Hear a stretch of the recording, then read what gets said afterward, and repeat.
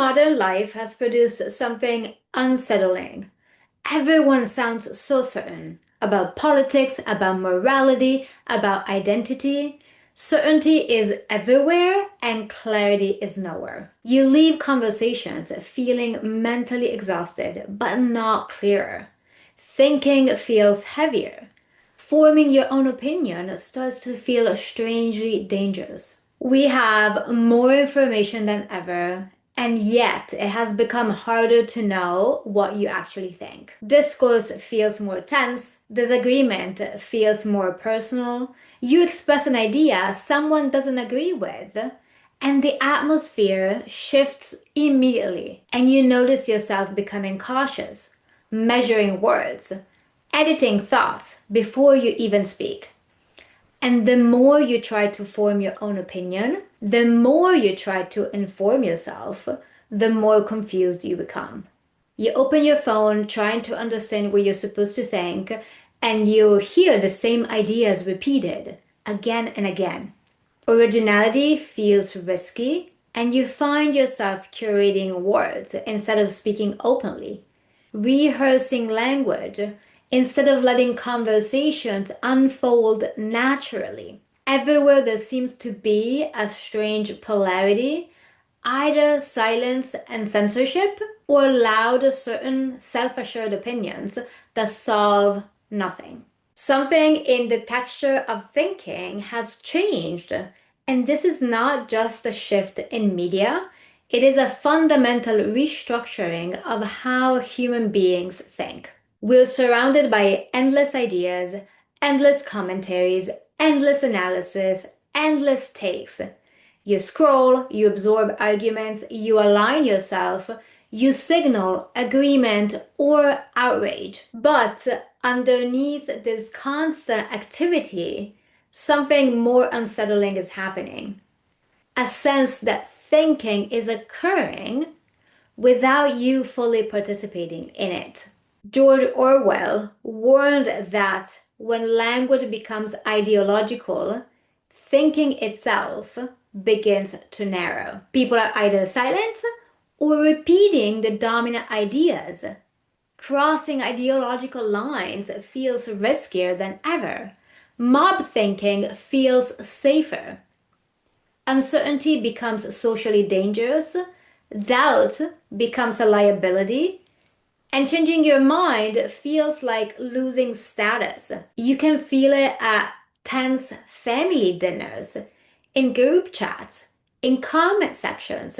So we learn to adapt, either withdraw or sound certain, even when we're not. And when ideological conviction is mistaken for clarity, we adapt to a world where independent, free thought slowly disappears.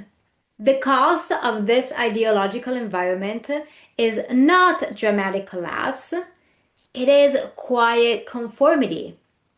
It is the gradual erosion of intellectual aliveness. When intellectual aliveness declines, we lose something that rests at the very heart of democracy. We lose curiosity. We lose the capacity to live with difference. We lose the possibility of growing through disagreement. The real question is not why are people so loud? Why do they sound so certain? The real question is what are we losing when we blindly listen to them? What happens to civilization when sounding certain becomes more valuable than thinking? You can have access to more knowledge than ever and still feel unable to form a thought that is truly your own. This is why so many people feel intellectually exhausted today. Not from thinking too much, but from never feeling sure they're thinking for themselves. You can be educated, intelligent, well-read, socially aware, and still feel strangely uncertain about what you actually think. Almost as if your opinions should arrive perfectly formed. It's an eerie form of estrangement. You listen to other people speak, they sound confident, self-assured, certain, and without fully noticing, you begin to absorb their beliefs. Confidence starts to feel like truth. You learn to repeat ideas instead of discovering them. You take on ideological positions that are not truly your own without fully realizing it. It's a strange mental shift. The quiet sensation that thinking is happening, but you are slightly outside of it, taking on ideas that are not your own. You scroll through your phone, you encounter arguments, you feel pressure to take a position. You rehearse opinions before speaking. You measure how your words will be received. You notice yourself becoming cautious, way more cautious than before. You type a message on your phone, then delete it, and not because you have nothing to say, but because you're unsure what can safely be said. Conversations feel tense and disagreement feels risky. You sit at a dinner table and suddenly go quiet. Exploration disappears, positions harden. You speak more carefully, or you repeat what sounds convincing. You adopt positions you have not fully examined, and not because you're dishonest, but because you're no longer sure how thinking, or original thinking, free thinking, is supposed to unfold. This is not entirely new. There's an old biblical story about the Tower of Babel, a moment when humanity spoke in one voice, shared one language, and moved with one certainty. It is usually told as a story about human pride, but it can also be read as a warning against uniform thinking. When difference disappears, thinking itself begins to die. Today, uncertainty and difference feel socially dangerous.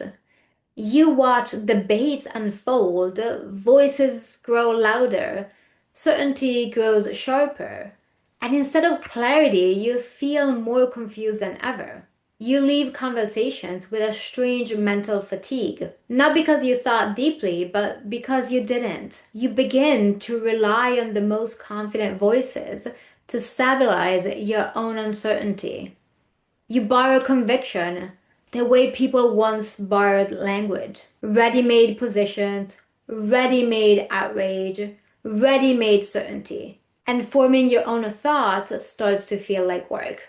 We're told this is completely normal, that public discourse has always been like this, that polarization is inevitable, that confusion is simply the price of complexity.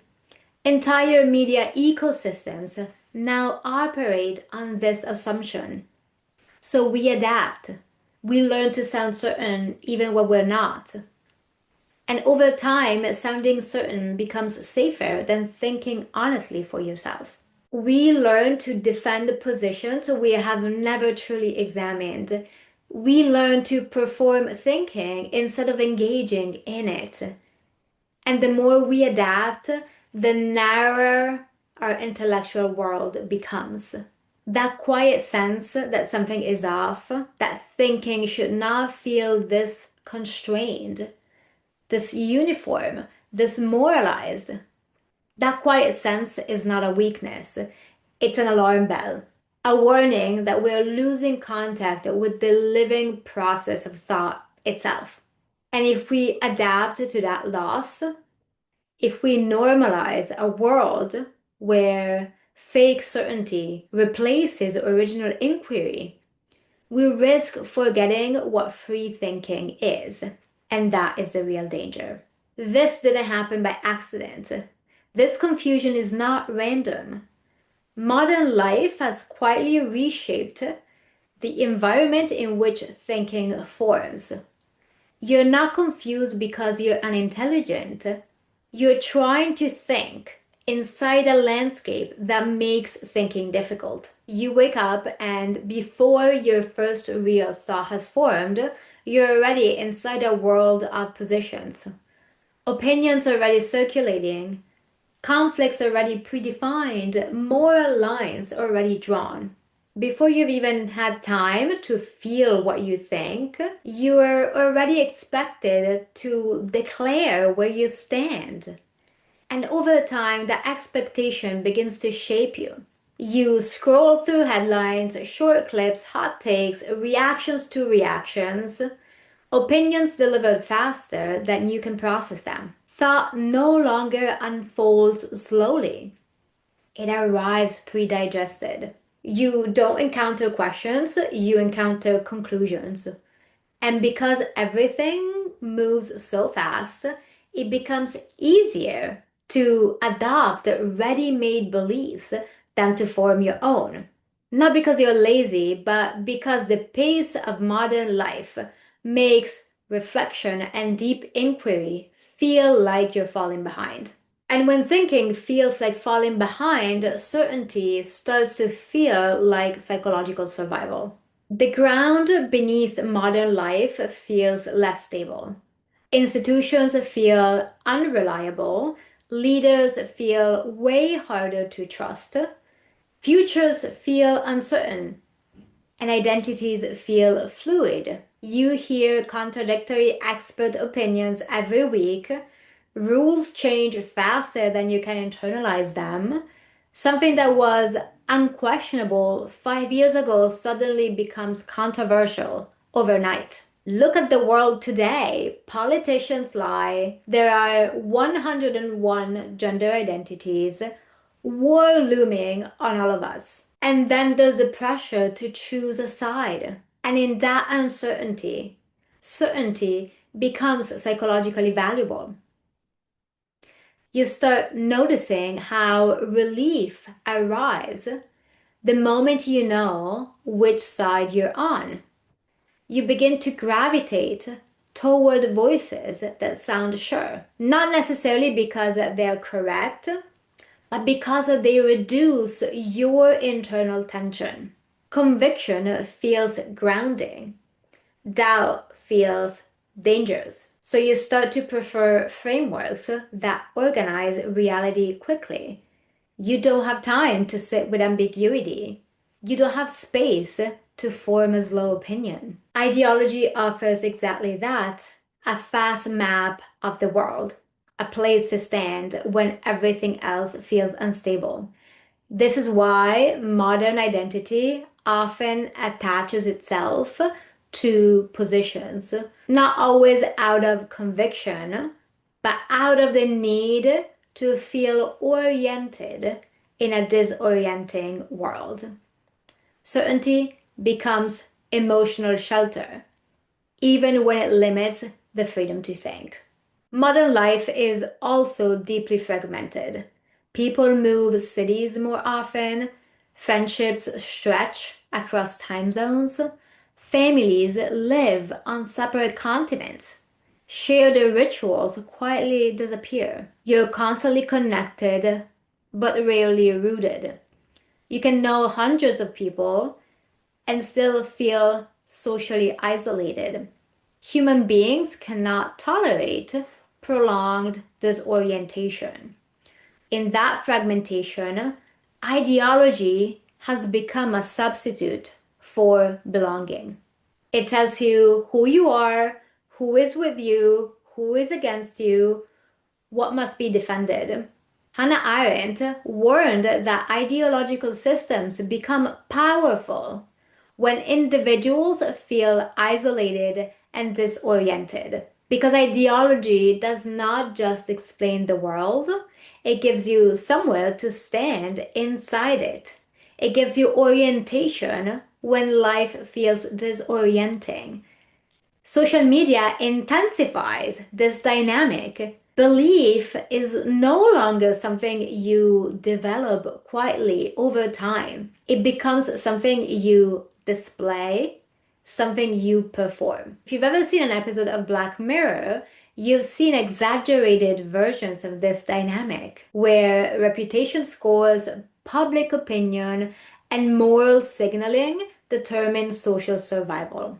We like to think that is dystopian fiction, but in quieter ways, we're already adapting to similar pressures. Visibility becomes a measure of relevance. Over time, performing certainty feels safer than inhabiting uncertainty. Not because you're dishonest, but because belonging now depends on alignment. Nuance becomes something you edit out. Doubt becomes something you hide. Original thought becomes slower, riskier, and definitely less rewarded. You notice how quickly conversations now move towards positions, how relief arrives the moment you know which side you're on. Every civilization creates incentives that shape how human beings adapt. And today, that incentive is extremely powerful. Trade intellectual aliveness for ideological stability. You gain orientation, you gain tribe, you gain protection from confusion, but you slowly lose the experience of thinking as something alive. Thought becomes a position you occupy instead of a process you participate in. One day you realize that forming an original idea feels exhausting, even threatening, and you begin to wonder whether thinking freely ever happened. And when millions of people adapt in this way, the consequences are no longer personal. They begin to reshape how entire societies function, how truth is negotiated, how conflict unfolds, how reality itself is encountered. And this is where the stakes become existential. What we're witnessing is not just a shift in opinions, it is the gradual erosion of independent thought at scale, and a civilization reorganizing itself around that loss. You feel it in small moments. You replay conversations in your head at night, wondering if you said the wrong thing. You start typing a message or a post, then delete it. You soften your opinion before saying it. You check whether your reaction is acceptable. Thinking freely begins to carry a social cost, and this has severe consequences. A population that no longer trusts its own thinking becomes way easier to influence, easier to polarize, easier to mobilize emotionally, easier to manipulate. And not because people are foolish, but because uncertainty has become unbearable. When thinking becomes socially risky, curiosity begins to shrink. You read something challenging and instinctively reach for reassurance. You hear an unfamiliar idea and feel the urge to dismiss it quickly so you can return to certainty. Over time, intellectual courage declines, not only through explicit censorship, but through subtle adaptation. You learn what not to say, what not to consider, what not to question, and eventually what not to think. The mind becomes narrower while appearing more informed, and this is the paradox. And the strange fatigue you feel after debates begins to make sense. You're being slowly disconnected from your own thinking. When ideology replaces inquiry, conversation becomes confrontation. Dialogue becomes performance. Understanding becomes secondary to winning. You see it at family dinners that turn tense, in friendships that quietly dissolve over opinions, in public figures rewarded not for nuance, but for false certainty. You see it in cancel culture attacks towards everyone who disagrees. People have stopped encountering reality together. They only encounter each other through positions. They encounter each other not to listen, but to defend, to accuse, to escalate. And a civilization that cannot think together cannot act together. It becomes reactive, volatile, easily destabilized. History offers many warnings, from the factional collapses of late republics to ideological purges of the 20th century. Societies that lose the ability to diversify thinking and think collectively lose the ability to remain stable. On an existential level, something even more serious happens. When you lose confidence in your own thinking, you lose a fundamental form of contact with reality. Thought is not just an intellectual exercise, it's how you orient yourself in the world, how you test what is true, how you revise perception, how you grow, how you become yourself. If that process weakens, experience itself becomes mediated by ideology. Reality becomes something interpreted for you instead of something you encounter. You no longer ask, what is happening? You ask, what is the correct position? And slowly, life becomes more conceptual than real. The greatest danger, the real danger, is not disagreement, not even ideological diversity, not even polarization. The greatest danger is forgetting what it feels like to think freely.